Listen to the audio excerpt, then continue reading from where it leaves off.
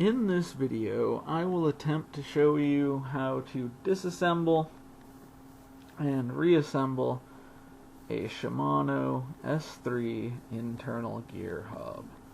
I'll also give some tips on where you might want to try lubing this hub with grease or oil, depending on the location. So let's begin. First, you'll want to remove the bell housing. This contains the lever which turns your linear pull on a cable into a push against the push rod.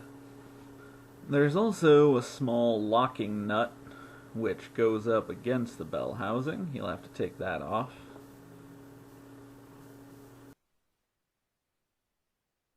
Here's the push rod I mentioned previously.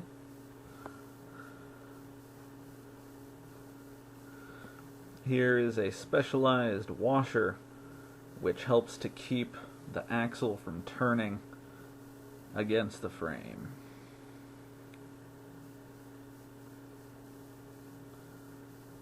On some internally geared hubs you find those on both sides. In this one it's only on the right.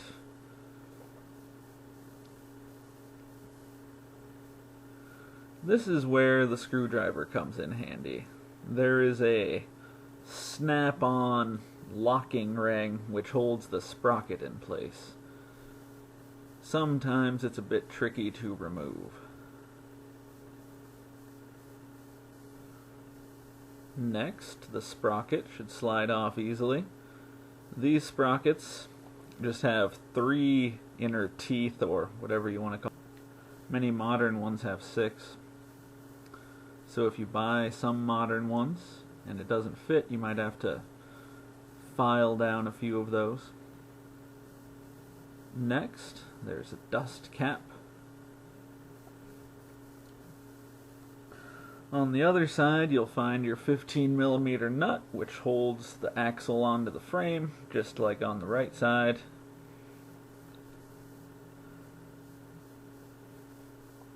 Below that, just like on the right side, we've now reached the locking nuts which go up against the bearing cones. This nut is 17mm.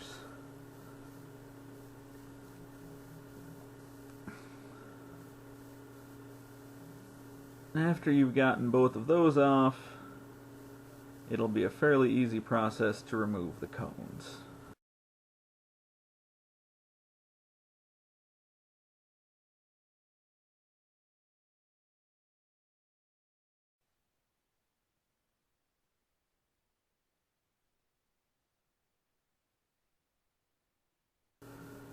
Below the cone, there is a spring. You will also see the left side bearings seated inside of the housing. Now you can pull the whole mechanism out from the right side. Here is the gaping maw full of teeth.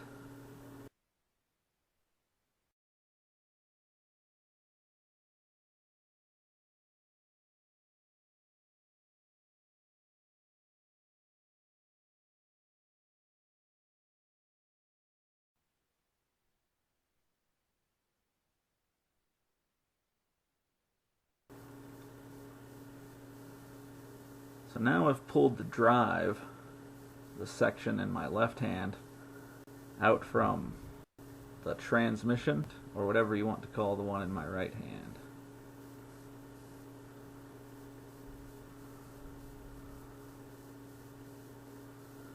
This key, it's very important. It caused me great anger when I couldn't figure out how to put it back together the first time. The push rod pushes against this key to actuate the whole system, so if it's not properly placed, nothing will work.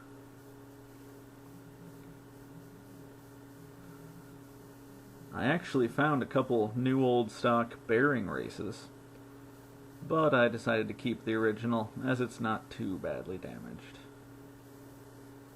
I've seen some horrible ones online, though. Watch out, the bearings do fall out easily and magically disappear. Now, the drive has been removed from the axle. It has bearings inside. It also has pawls on the outside, just like the transmission section does.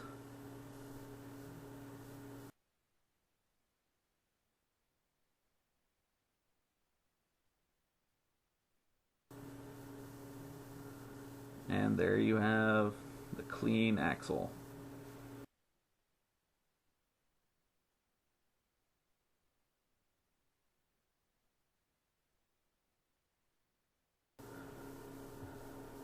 Before putting everything back together, it's a good idea to re-lube all the parts. I'm not going to bore you with the entire video of me re-lubing every bearing, but I'll give you a few quick tips. One, you want to get some bearing grease for all of your ball bearings. Any place where there are ball bearings, the ball bearings themselves, the races, the cones, all of those parts you want to pretty well cover in bearing grease. I recommend marine bearing grease because it's pretty heavy duty stuff. It's made for boat trailers, which are going to be repeatedly put underwater. And it's pretty easily available. You can find it at your local hardware store, or even auto parts store, or perhaps boat store. For the more delicate parts of the mechanism, I would recommend some sort of heavy oil, but nothing as heavy as bearing grease. I decided to use Phil's Tenacious Oil, and I think it worked very well. The hub shifts and spins like butter now. It's great. Also, Phil, if you'd like to send me any swag, that would be wonderful. In some models, it would be fairly easy to take apart all the small gears themselves. This is what Shimano called a cartridge version of their hub, so it's much harder to disassemble any further.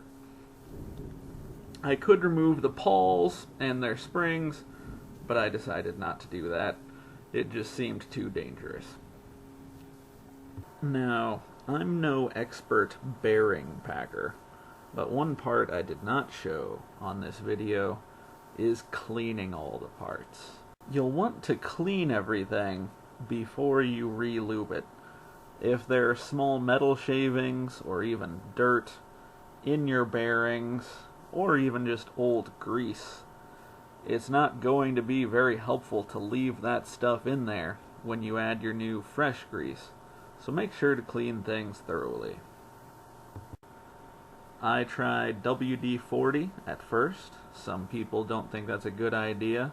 It does degrease, but then it's hard to get itself out of the mechanism, so it might continue to eat away at your lubricant over time. Many people recommend citrus degreasers or simple green, something that's biodegradable. There are many more caustic chemicals which you could use, but they might not be good for you or your bike. Another tip to remember, if you're working on a carbon bike, you might not want to use certain greases because they could damage your frame. I'm no expert on carbon, but that's something to think about. One interesting thing about these sorts of hubs, since they're oiled on the inside, the grease in the bearings actually acts as a sort of seal. So it's important to make sure you have plenty of grease sealing around the bearings to keep that oil in the middle from seeping out. Many other models include a small port on the side of the hub for you to add oil.